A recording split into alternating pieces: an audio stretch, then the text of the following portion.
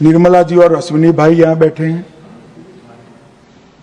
नक्सल प्रभावित जिलों में 1007 बैंक की शाखाएं ये सिर्फ 5 साल में खोलने का काम हुआ है।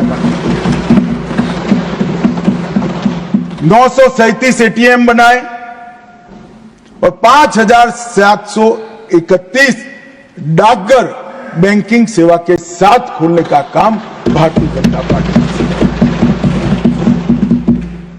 48 के 48 जिलों में कौशल विकास योजना पहुंची। एनआईए का एक मजबूत वर्टिकल बना।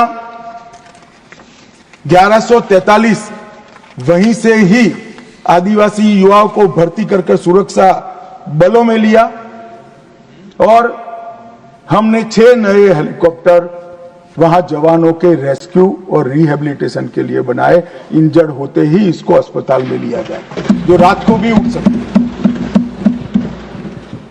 और इसका परिणाम यह हुआ कि आज नक्सलवाद धीरे धीरे सिमटता जा रहा है मान्यवर। और मैं इतना कहना चाहता हूं कि जो मारे गए हैं उसमें बहुत सारे इनके प्रमुख नेता हैं। इसके कारण उनका पूरा आंदोलन चरमरा गया है, एकदम चरमरा गया है। और कई सारे करोड़ों के रुपया के इनाम थे, ऐसे लोग सरेंडर भी हो गए। मारे गए जोनल कमेटी के मेंबर 1, सब जोनल कमेटी के 5, स्टेट लेवल कमेटी के 2, डिविजनल कमेटी के 31 और 59 एरिया कमेटी के मेंबर मारे गए मान्यवर। ये आंकड़ा कभी भी आत्मसमर्पण के लिए भी हम लचीली पॉलिसी लेकर आए और जो लोग हमारी सरकार की घोषणाओं के पीछे मखौल उठाते कि कई सरकारें बदल गई, कुछ नहीं हुआ, मैं बड़े आनंद और विश्वास के साथ कहना चाहता हूं, ये सरकार के रहते ही ये देश नक्सल समस्या से मुक्त हो जाएगा मान्यवर। इसमें किसी को सरकार जब इच्छा होती है तो बहुत कुछ होता है, मगर इच्छा होना बड़ा महत्वपूर्ण होता है मान्यवर। नॉर्थ ईस्ट की समस्या को भी कमोबेश हम समाप्त करने के कगार पर है मान्यवर। वहां पर भी हिंसक घटनाओं में 70% की कमी, हताहत सुरक्षा बलों में 72% की कमी और हताहत नागरिकों की संख्या में 85% की कमी है। हमारी सरकार आने के बाद हमें सब हथियारी ग्रुपों से बातचीत की मान्यवर। 19 से अब तक 12 महत्वपूर्ण शांति समझौते किए। 2020 में NLFD के साथ, 21 में ब्रू रियांग के साथ, 22 में कार्बी के साथ,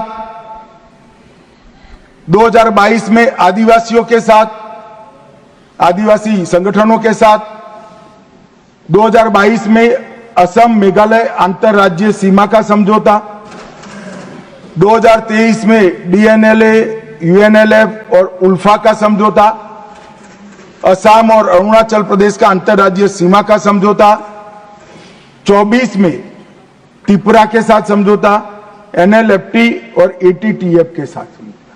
कुल मिलाकर मान्यवर 10,900 युवा हथियार डालकर मेन स्ट्रीम में आए हैं। मैं अभी बोडोलैंड जाकर आया हूं मान्यवर।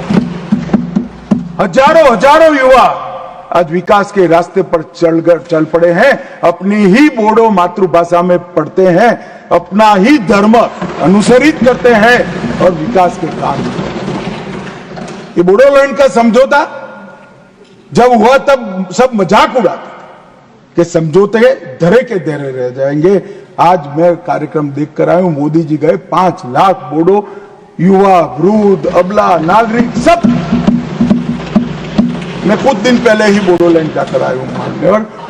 परिस्थिति बदल गई है। आसाम के अंदर 5 लाख करोड़ का इन्वेस्टमेंट का MOU होता है।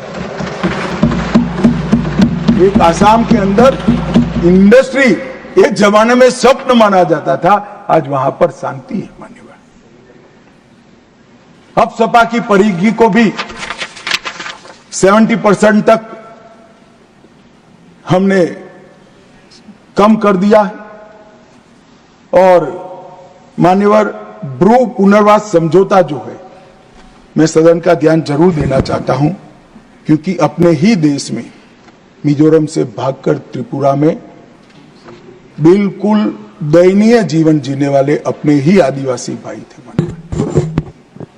एक घर में, एक झोंपड़ी में, घर तो क्या होता है, एक झोंपड़ी में 18 लोगों का परिवार रहता था मान्यवर, और राहत के नाम पर यहां से पर व्यक्ति 2 किलो चावल जाता था।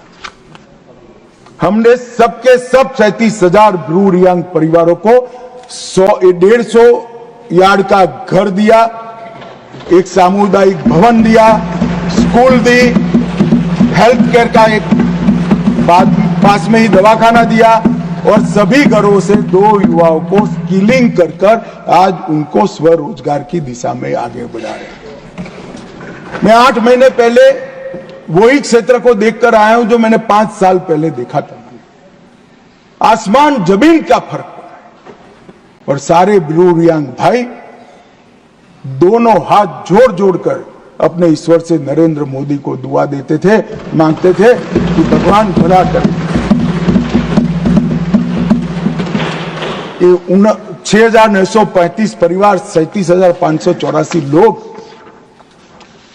उनको नर्क के जीवन से बाहर निकालने का काम नरेंद्र मोदी सरकार ने किया।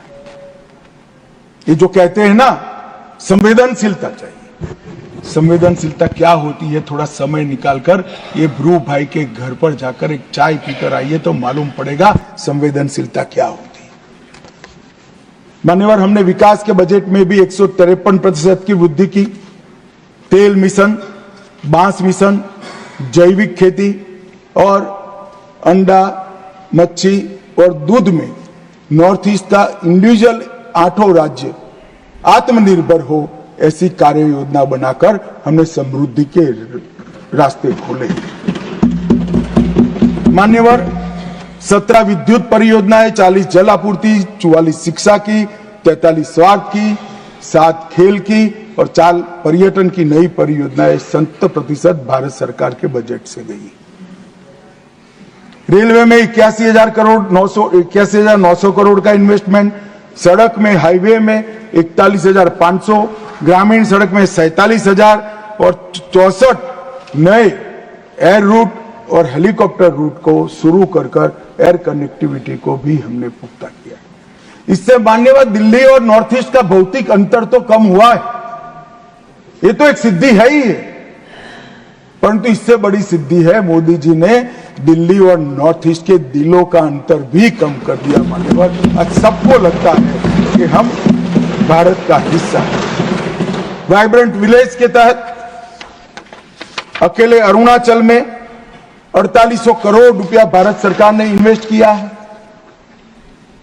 चोटियों पर बसे गांव जो मानते थे कि हम भारत का अंतिम गांव है, मोदी जी ने एक बड़े सरल शब्द से भारत के अंतिम गांव को भारत का पहला गांव देखकर देख लिया। मैं किबुत्थिम में गया था, भाई किरण भी मेरे साथ। पहला गांव कहते ही जो नई ऊर्जा का संचार मैंने वो चोटियों पर रहते हुए हमारे नागरिक भाइयों के मन में देखा है, शरीर में देखा है और उनके उत्साह में देखा है मान्यवर, वो अवर्णनीय था। और ये सारी सिद्धियां ऐसे नहीं आती, दृढ़ राजनीतिक इच्छा शक्ति चाहिए। वोट बैंक की चिंता करे बगैर कठोर फैसले लेने का मादा चाहिए और देश की समस्या ही का निवारण ही अपना लक्ष्य है, इस दृष्टि से काम करने की नीति चाहिए। इसके साथ साथ मोदी जी ने आतंकवाद के खिलाफ जीरो टॉलरेंस को धार देने के लिए कानूनी आधार भी बड़ा मजबूत किया। 2 अगस्त 2019 में एनआईए एक्ट में संशोधन कर नए अपराधों को समाये विदेश में भी जांच का अधिकार मिला, यूएपीए में भी संशोधन कर दिया गया, आतंकवादियों की संपत्ति जब्त करने का हमें अधिकार मिला, व्यक्तियों को भी आतंकवादी घोषित करने का अधिकार मिला, डी रेडिकलाइजेशन के प्रयासों को भी कानूनी ताकत देने का काम हुआ, मैक को रिवैम्प किया गया, मैक के अंदर साइबर सुरक्षा, narco terrorism, gun running, organize crime और उभरते हुए कट्टरवादी हॉटस्पॉट मैक के रिपोर्टिंग का हिस्सा बनाए गए, नेशनल मेमोरी बैंक बनाया गया और नए जो संशोधन करे, मुझे बरोबर याद है कि दिग्विजय जी कहते थे इसका दुरुपयोग हमारे सामने होगा। दिग्विजय जी आपके सामने नहीं हुआ। जब मैं एनआईए का संशोधन लेकर आया तब मुझे बरोबर याद है दिग्विजय सिंह ने कि इसका दुरुपयोग होगा, आपके सामने नहीं हुआ। हमने 57 आतंकवादियों को आतंकवादी घोषित किया, जिसने देश की सर्वोच्च अदालत में मान्यता दी। 23 संगठनों को मान्यता, हमने अनलॉफुल एसोसिएशन घोषित की और मैं आज गर्व के साथ कह रहा हूं 19 से 24 के बीच में हुर्रियत के सबसे सीरियस टाइप के 14 ऑर्गेनाइजेशन आज 14 के 14 बैन कर दिए गए। मान्यवर, हुर्रियत का अस्तित्व जिस हुर्रियत के साथ एक जमाने में बातचीत करते थे, पाकिस्तान के बातचीत करने के लिए मीडिएटर बनाया था, आतंकवादी संगठनों से बातचीत करने के लिए, वो हुर्रियत को हमने समाप्त कर दिया, जमीन के अंदर काटने।